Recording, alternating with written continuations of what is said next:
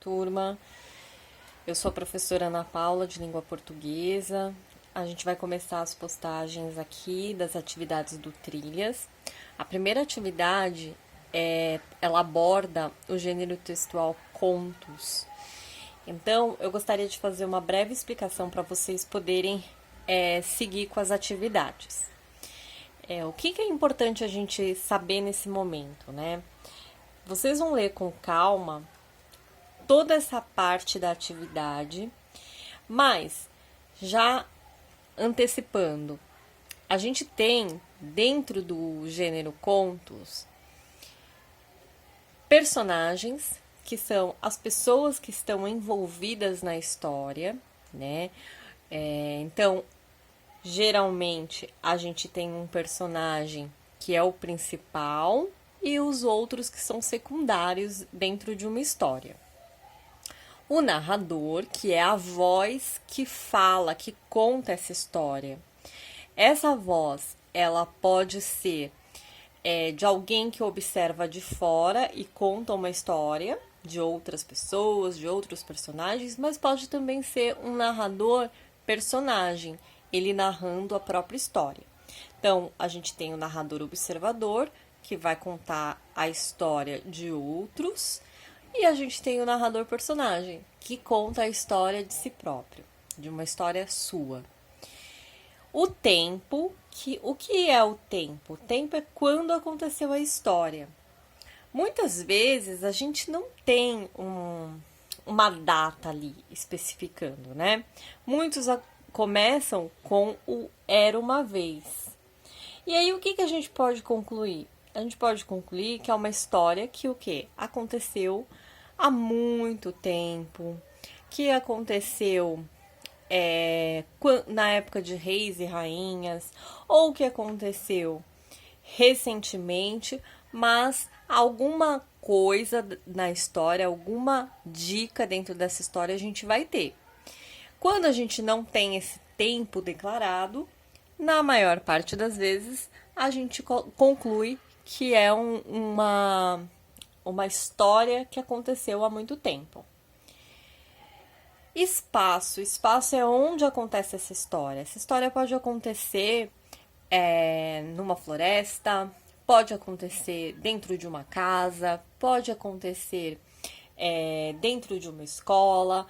O espaço é sempre o local onde está acontecendo toda a narrativa.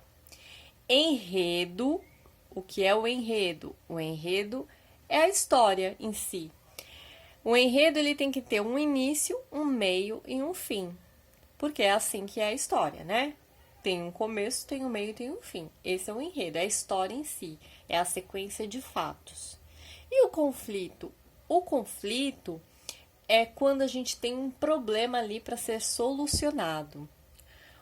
O conflito geralmente, na maior parte das vezes, ele é solucionado, vamos dizer assim, no final do livro ou no final do conto. Então, o conflito é sempre aquela parte da história que a gente fica mais curioso, mais atento. Bom, vocês vão ler esse conto que se chama Os Três Moços. Vou fazer um breve resumo. O conto fala de uma princesa em que o rei, o pai da princesa, obviamente, está procurando um marido para ela. E três moços resolvem comprar presentes que possam convencer o rei de que eles são de que ele é a pessoa correta para ser o marido dessa princesa. Então, o primeiro moço compra um espelho que consegue ver tudo e a todos. O segundo compra uma bota que consegue transportá-lo para qualquer lugar. E o terceiro compra um cravo. Por isso vocês estão vendo aí a foto do cravo. Essa flor aqui chama-se cravo. O terceiro compra esse cravo porque o cravo tem um poder de ressuscitar pessoas. Acontece que quando eles se juntam para verificar, né, o que cada um comprou, o primeiro vai logo se exibindo e mostrando que comprou um espelho. E o espelho mostra que a princesa está morta. Bom, o segundo Logo ficou bem preocupado e pensou: vamos até lá, vamos na minha bota, que a minha bota vai transportar a gente até lá. Quando chegaram lá, de fato, a princesa estava morta. E aí, sobrou para quem? Sobrou para o rapaz que comprou o cravo utilizar para ressuscitar a princesa, que foi o que aconteceu.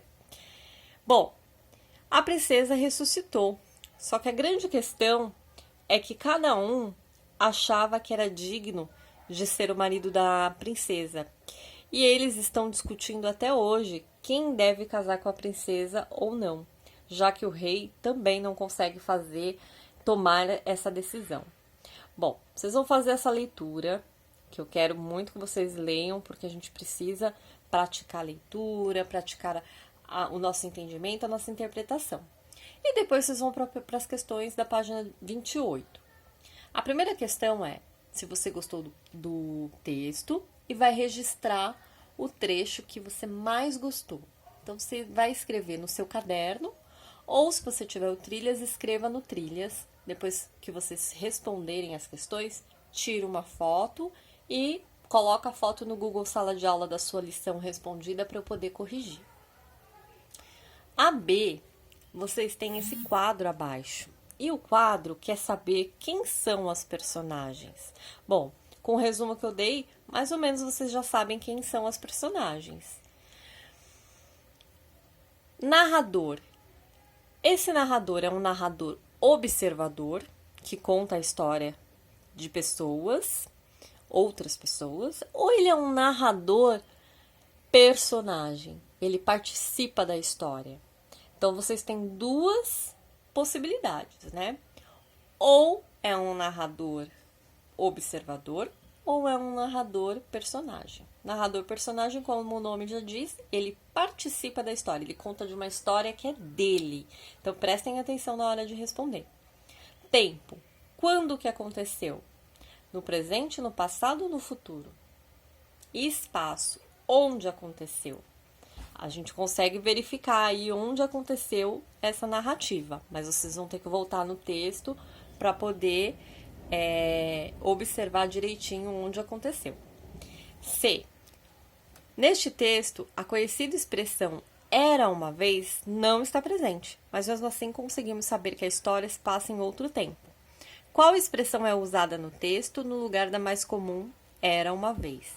Se vocês forem lá no texto, vocês vão ver em letra maiúscula que era uma vez foi substituído por uma outra expressão. Escreva toda essa expressão lá na questão C. E a D, leia o trecho a seguir, observando termos destacados. Assinale a alternativa que corresponde em que momento os fatos acontecem na história, de acordo com os termos destacados. Então, vocês vão ver aqui alguns verbos. Saíram, despediram, marcaram, acharem, separaram-se, tomou. Esses verbos estão no presente, passado ou futuro. Aí vocês vão assinalar uma alternativa só. Já aconteceram, estão acontecendo ou ainda vão acontecer. Observem os verbos. Na questão E, vocês vão enumerar a ordem dos fatos. Então, observem aqui que a gente já tem a primeira sequência, né? O que aconteceu primeiro. O rei precisa de um marido para sua filha.